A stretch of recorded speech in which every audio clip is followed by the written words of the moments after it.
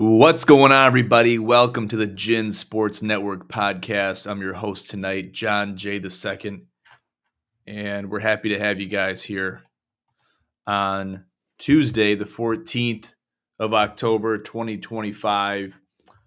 Special time of year. This is a special time of year. So we've talked about it before on this show. We've talked about it in previous weeks. We're basically in the heart of the football season now. For my sports bettors out there, especially those enthusiasts that like to bet on college football, this is your sweet spot of the season. You're getting in the heat of conference play. You're getting some really good matchups, marquee matchups that are setting up some great odds for the bettors, player props, etc. The landscape of sports betting has been changed when it comes to player props in the college scene. We haven't seen that before. I'd say before the last 5 years, with NIL and everything becoming commonplace, we're seeing more player props be established, and sports betting as a whole is becoming commonplace. So, with things going hand in hand with the league moving forward with NIL deals and really praising the individual player, you're seeing these things take place. The flip side of that, especially with AI algorithms, spreadsheets, and anything surrounding artificial intelligence, it's made the odds for Vegas more automated and more stats based than ever before. Now, algorithms have always been used. They've been used since the 80s with sports betting. And you can talk to some of the old heads that were basically on the scene when they had physical bookies posted up at the bar with a binder giving you live odds pregame. Maybe not during the game. Live betting was not a thing back in the 80s because you couldn't hop on FanDuel and lock in the live odds for any contest that's going on. But you could get the odds pregame. Okay, you could look at those odds, take them into account, and place a bet with the bookie. And you could do it over the phone as well. Some would call that the dark ages of sports betting. I would agree. But it was something. The dark ages for me were Bovada. Okay, betting on Bovada. .lv or it was .com actually back in the day, and we found it. We scrounged the internet, became commonplace because you're like, you know what? I'd love to bet on sports. There's got to be a way. There's got to be a way to do it, but it's not widespread. It's not easily accessible to the masses like it is today. So these kids and everybody that's betting, sports betting, young adults, kids can't bet. Obviously, you got to be 21 or older to bet.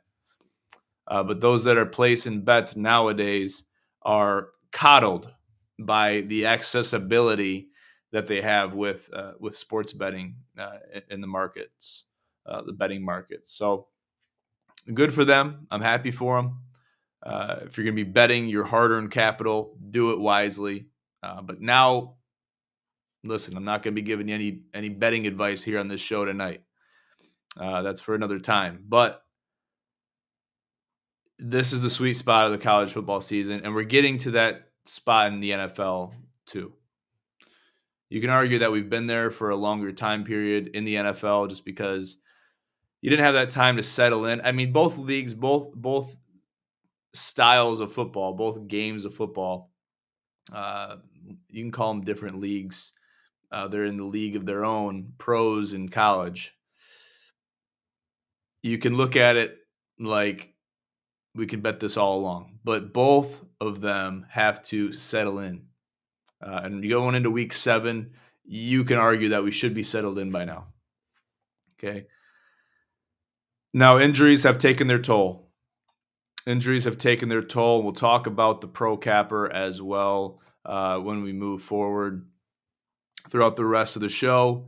But first, we got to give our condolences to Sister Jean.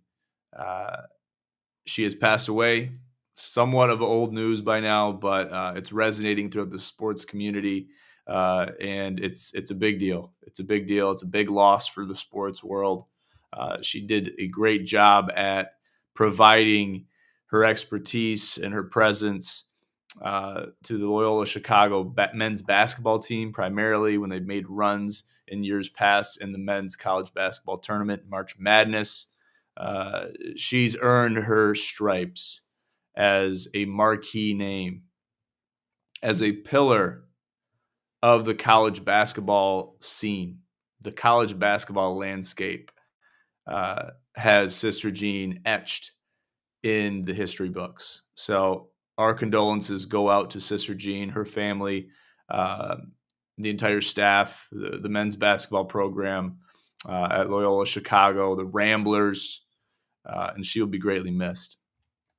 In other news, got to talk about James Franklin, the Happy Valley coach, as he's known, fired after 12 seasons at the helm at Penn State. Now, it's been tough sledding. Because it's, you had the Joe Pa scandal. You had the Jerry Sandusky scandal going on just over a decade ago. And then James Franklin came in with a very tall task, and that was to revive the Penn State Nittany Lions football program. That's not an easy thing to do. That's not a small task. You look across the league, and I'm talking about the Big Ten, a team that's not too much different as far as scenarios, as far as rebuilding from a scandal. Maybe hasn't been there as long, but you know who I'm talking about, Michigan State Spartans and Jonathan Smith. So it's been tossed around. It's been tossed around that will James Franklin take a gander at the Michigan State job? Will executives at the Michigan State head office take a look at James Franklin and what he's accomplished at Penn State? Now, it's been said, James Franklin cannot win a big game. The stats speak for themselves. Okay, I'm not going to argue the stats. And especially in the Big Ten with the merger of several teams from the Pac-12, the Big Ten becoming somewhat of a super conference in its own right. You got to win the big games, and you got to succeed in those big games. You got to make a splash in the Big Ten, especially being ranked as high as Penn State was. It goes without saying, there's no excuse good enough to tell us why he lost that Oregon game, to tell us why he lost to UCLA. Now, Michigan State, they're a rebuilding program. I'm not making excuses for Michigan State. Okay, I'm not saying because Jonathan Smith has proved himself to make that move to Michigan State. Michigan State is still, regardless of what they've done the last 2-3 seasons, they are still a win-now program. And prove me wrong. They haven't played like it. But the mentality around Michigan State football is still a win-now mentality. So that has to breed a win-now record. It has to breed a win-now philosophy for the players, for the fan base, especially the fan base, for the coaches, for the community at Michigan State, the student body. Listen, it has to be done. Okay?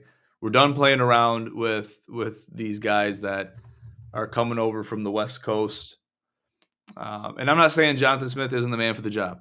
He had a tall task at hand. And that's where I got to give James Franklin. Obviously, he had more time with Penn State. And you can draw the parallels, draw them up however you want. He had more time, but he revived a dead program and made it into something where a whiteout in Happy Valley was arguably one of the most hostile environments in college football. So that didn't happen overnight. That didn't happen. That wasn't born and bred overnight. It took some time. So you got to give the accolades where accolades are due for James Franklin, and I'm sure he'll land somewhere. I wouldn't be mad if it was in or on the banks of the Red Cedar. I wouldn't be mad. Now, they've proven themselves. They've gave him the time to make the mistakes, to make the adjustments, to win the big games. And if he did win the big games, I'd say if he won one of the last 2 or 3 games, I mean, he probably keeps his job. I mean, let's just be honest. Okay. He probably keeps his job. Now, if they don't lose to Northwestern, but maybe it's by a small margin, maybe they think about it. Maybe they give him another week. Okay, but losing to UCLA in a close game, losing to Oregon in a game in overtime where you really can't lose a couple weeks ago. Those are the ones that hurt. Mostly the UCLA. I think the UCLA game really was a straw that broke the camel's back. They gave them an extra chance against Northwestern. They're like, all right, we'll have a rebound win against Northwestern. It didn't happen. Now, UCLA goes into East Lansing on homecoming, and they mop the floor with the Michigan State Spartans. They're arguably in shambles as well. So I have no words when it comes to Michigan State football, the state of Michigan State football, the future of Michigan State football. I have no words. I had no interest to even show up in East Lansing on homecoming because of how bad the state of affairs for the Michigan State football program is. Now you can say, oh, well, that's still your team. That's still your alma mater. You should show up. To that, I would say, yes, you're probably right. But at the same time, if I have something else better to do, a better allocation of my time, then unfortunately, the state of affairs with where they're at, certain things take precedent. And our actions reflected that mentality. So it is what it is. It is what it is. Moving forward, moving on. The Detroit Tigers, they fall to the Seattle Mariners, and Seattle's already up 2-0 against the Toronto Blue Jays, which I don't think anybody saw that coming. You talk about a 15-inning barn burner game in Game 5 in the ALDS, going late, especially on the East Coast, going very late. I'm saying 1 a.m. Okay, to have them lose that game, to have Tarek Skubal pitch the game that he did, it's really a sight to be seen. And we expected him to do that. He expected to do that. He delivered. He delivered for Detroit. 13 strikeouts. A record in the postseason. And then the backups maybe didn't do what they should have done. Okay, Kyle Finnegan, Tyler Holton, Will Vest. I was very impressed with Will Vest. Okay, Kyle Finnegan, I think he dropped the ball for us. Okay, he made it a 2-2 game that really sent us into extra innings. Then Troy Melton, Kiter Montero, and Jack Flaherty. They got the job done, but they gave us a few strokes and heart attacks watching those last few innings. And then the unsung hero had to be Tommy Canley. Because he screwed the pooch. He screwed the pooch at 1 a.m. Eastern time. And yeah, I get it. It had to be someone. But why did it have to be Tommy Canley? Why? Why did it have to be? I get it. You're going deep in your bullpen. You don't have a lot of pitchers left. You might have to start pulling guys from the Farmers League to assist in extra innings at T-Mobile Park. But you got to win the game. You got to win the game. You got to win the game. And you really can't blame the bullpens. You can't blame the bullpens, especially when the bats aren't going. I couldn't tell you how many balls were at the track or just barely short of it. It was like there was a magnetic field in that track that was stopping the ball, or a wind current or something like that. It was happening to Seattle too. But the amount of balls that didn't get out of the infield, out of the outfield by a matter of 10, 20 feet was incredible. So you could blame it on any instance. It came down to too little, too late. If they would have won that game, I would have been very impressed. I told several people in my community they didn't deserve to be in the playoffs to begin with. So the fact that they were even there, the fact that they made it back to the playoffs, first of all, The fact that they got past the Guardians and got to a Game 5 against the Seattle Mariners, which are mopping the floor with Toronto right now. That's already exceeding expectations for what I've seen the last 6 weeks from this team. They exceeded expectations. I can't be mad about what happened. Everybody saw the writing on the wall. They didn't want to believe it. They didn't want to accept it. But it got to the point where things got too real, and we had no choice but to accept the current state of affairs. And they got what they deserved. Period. End of story. Certain players did their jobs, and they have to hold their heads up high. But it's a team sport. It's a team effort. So if certain people don't do their jobs as well, then you're going to fall short. If you don't work in unison, don't have good cohesion, team chemistry to get the job done in the dying embers in the important moments, then you got to reevaluate. So all I can say is maybe next year. Maybe next year. That's all we can say. That's all we can conclude. So we're going to take a quick look at the Pro Capper. Just tell you this current state of affairs for my team, because I'm not impressed. I'm not impressed with where we're at. And it's unfortunate because I want to be. I really do. So we fought hard against Leighton Mertz, the Bink fan club. What a name. Baker played a great game. Josh Jacobs played a great game. James Cook played terrible for the second week in a row. Now, if we go back, we rewind the tape 1 week in their game against New England, he put up 4.9 points. That's piss poor, especially compared to what he's been doing, getting over 20 points every week through week 4, to giving us less than 10 in 2 consecutive weeks. Now, you can argue that defenses are obliterating and putting unforeseen pressure on this Bills offense.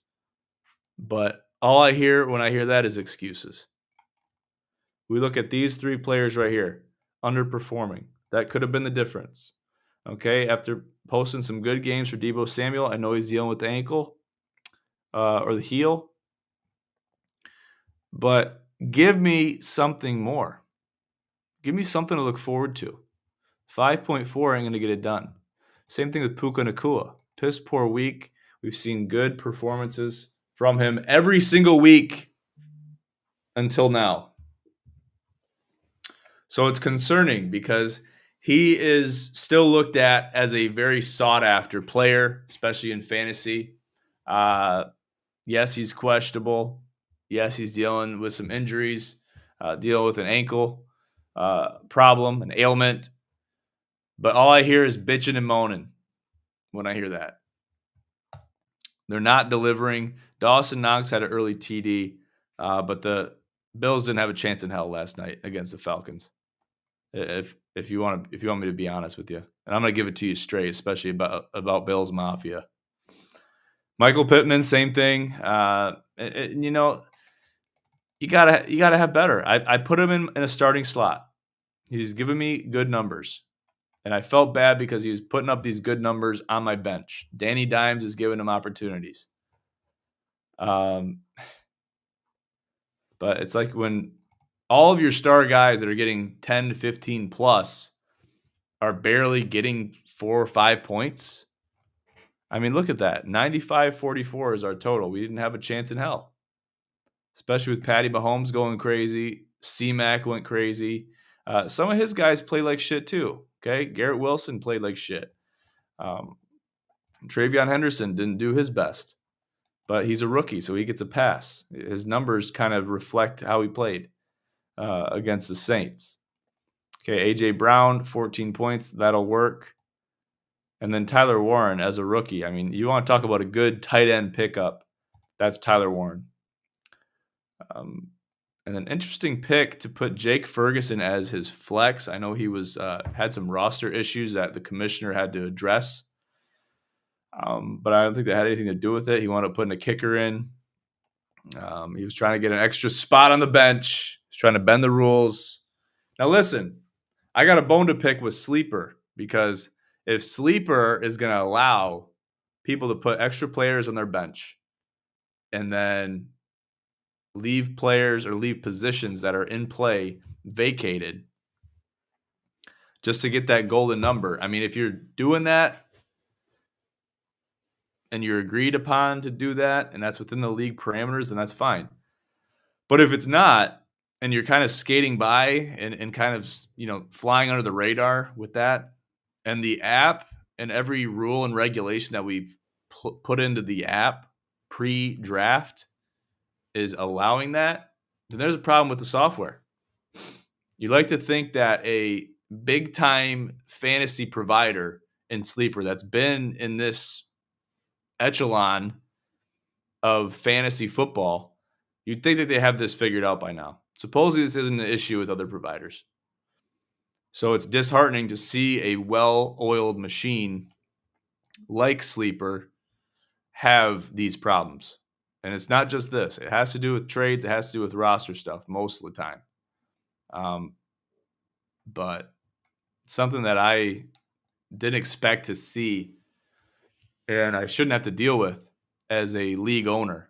And our commissioner shouldn't have to deal with either, to monitor each team and each team's roster. It's bullshit. Shouldn't have to be done. So that loss puts us to 4-2, 2 consecutive losses. We take a look at the league. If we can look at the standings, that's what we would want to do. And I don't know if we can. But